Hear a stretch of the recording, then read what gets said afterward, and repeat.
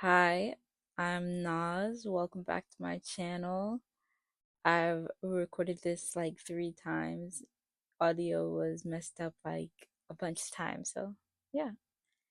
Anyways, so I wanted to give a spotlight to a younger me, and I wanted to make a little speed draw, a self-portrait of me. I'm often my own subject, even if that's a little narcissistic. And also, I wanted to talk about one of my first ever poems. It's called Ghost Town. I wrote this many, many years ago. But without further ado, I'm going to read it to you. My life through my eyes is corruption. The people have nothing better to do than to take from me. They make me feel like I'm not the same. I have my goals, but they change because of people, making me crazy, hiding from people. They pick and pick at me, trying to figure my damage, all while adults are putting extra stress on me to try to break me. I try to be strong. I don't show my weakness. If I do, they will catch me. I will be put in a state of depression. I'll tell you this, my will is losing itself. Soon they will know my damage. Soon they will break me. I will be nothing but a cast of my previous self, roaming the world as my ghostly presence. How could a little girl turn into a monster? So quickly, the monster inside was let out. It ripped her skin, it took over her soul. To find out you did this to a normal girl, it must be heart shattering. But no, they go on to the next, then the next one. Then what? Are they trying to make a ghost town? What are they trying to prove? One day, they will be the only human in a world of ghosts. Every time I recorded this previously, I low key cried. I'm not even kidding. This first poem slash writing was supposed to be sort of like my cry for help, kind of.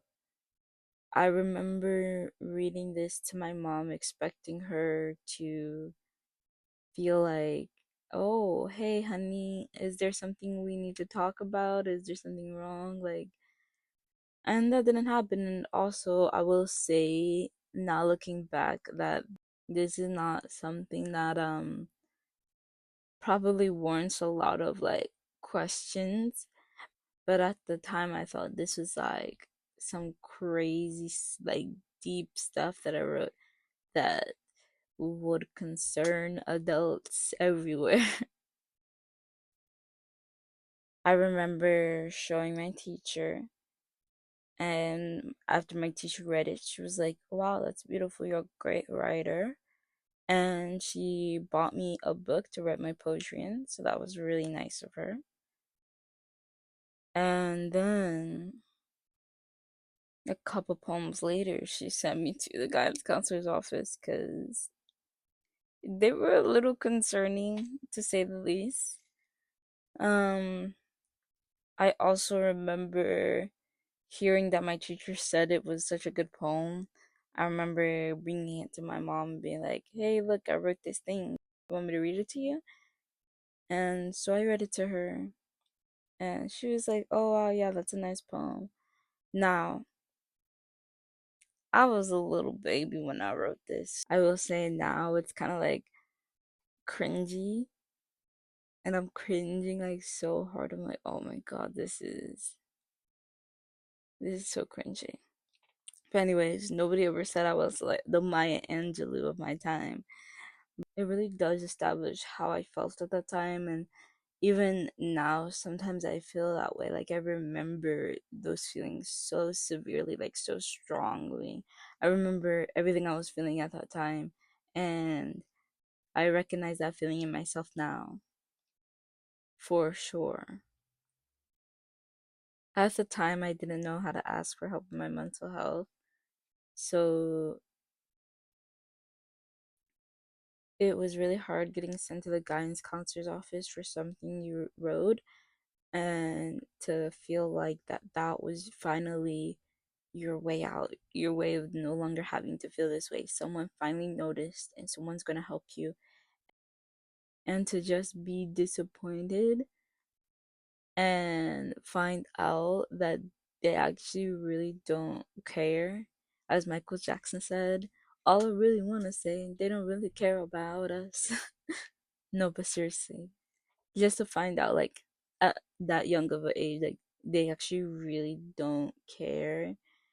And, like, I'm gonna tell you, I was sent to the guidance counselor's office many, many times after that, and the only reaction I ever got was, well, your grades are good, so we're just gonna keep pushing you forward. Just keep up those grades, and like, seriously, like, a little concerning, but whatever. And at the time, my mom was really busy. Like, she's a single mom and she works, and like, she has three kids to worry about. It's not just me. So I guess I thought she would see something different than the guidance counselor saw, but have always been the don't worry about him, kid. Well, at that time, my sister was just a baby, so of course I was the I don't worry about him, kid. And then also at that time, my brother was acting a fool. So I will say, I did feel really lonely at the time.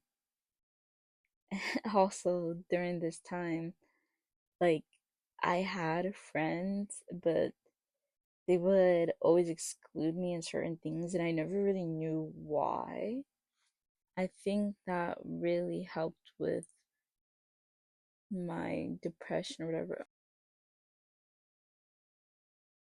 I resorted to talking about the time period where I wrote this poem rather than actually talking about its contents, because I've exhausted all of my thoughts. And I will tell you, I did not write anything down. I don't have a script. I'm off the dome with this.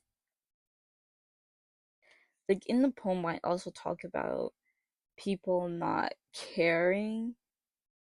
And when I'm talking about the stress that adults are putting on me, it's like nobody had to worry about me. I could be in my solitude. Like, that's the pressure I'm talking about. I don't think I've ever told anyone this, but a lot of that a lot of things about going to school, even now, when I'm still attending school, bro, it's a performance.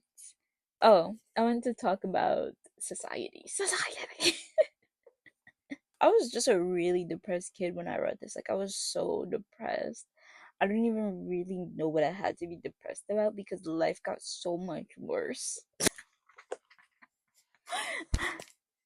Life got so much worse, but I'm low key happier now? Question mark. Like, when I was a kid, I think I took everything so seriously and all my feelings were so big.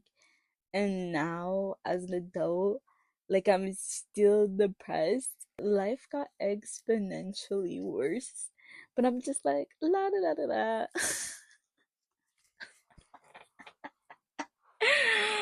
Oh my god. At least I have my own room now. Like, when you're a kid, all those emotions really weigh on you, and it really takes time for you to sort through them. And now, as an adult, yes, it does take time for me to sort through emotions, but usually I don't stay hung up on emotions for too many hours in the day. I'm like on the next one. First, you need to know that you need help, and then you need to find out what you need help with, and you need to ask for help, and you need to learn how to fill your own cup, because even once you ask for help, most of the time, most of your friends and family are not equipped to handle that sort of thing. They don't know what to do in the situation. So don't be so hard on yourself or so hard on your family members if they can't help you or if you can't help yourself, because it is an uphill battle for sure. And it's hard, and there's not much you can do except for just keep trying, keep waking up. That's my take. Thank you for watching my video. Um, subscribe. Bye.